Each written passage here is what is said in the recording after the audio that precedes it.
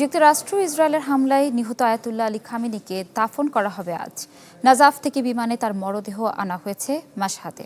ইমাম রেজার মাজারের পাশে সমাহিত করা হবে খামেনিকে।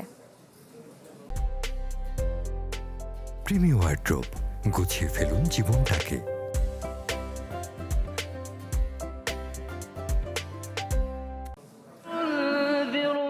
6 দিনের শোকানুষ্ঠানের পর শেষবারের মতো নিজ ভূমিতে ফিরলেন ইরানের প্রয়াত সর্বোচ্চ নেতা আয়াতুল্লাহ আলী খামেনি।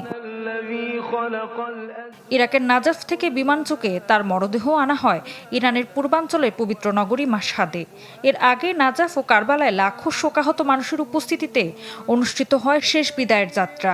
বিপুল সমাগমের কারণে নির্ধারিত সময়ের চেয়ে দাফনের অনুষ্ঠানও পিছিয়ে যায় বলে জানিয়েছে ইরানের রাষ্ট্রীয় টেলিভিশন।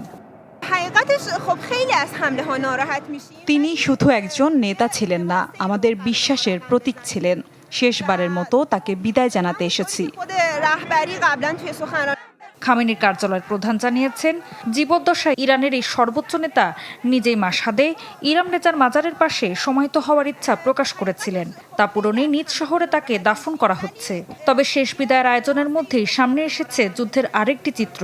যুক্তরাষ্ট্রের হামলায় তেহরান মাশহাদ রেলপথের একটি অংশ ক্ষতিগ্রস্ত হওয়ায় সাময়িকভাবে বন্ধ রাখা হয়েছে ওই রুটের যাত্রীবাহী ট্রেন চলাচল।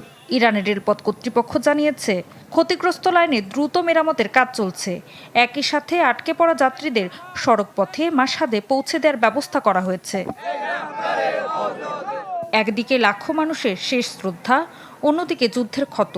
এই বাস্তবতার মধ্যে মাশহাদে চিরশায়িত হচ্ছেন ইরানের দীর্ঘ সময়ের সর্বোচ্চ নেতা আয়াতুল্লাহ আলী খামেনি। ঋতু সাহা, চ্যানেল 24।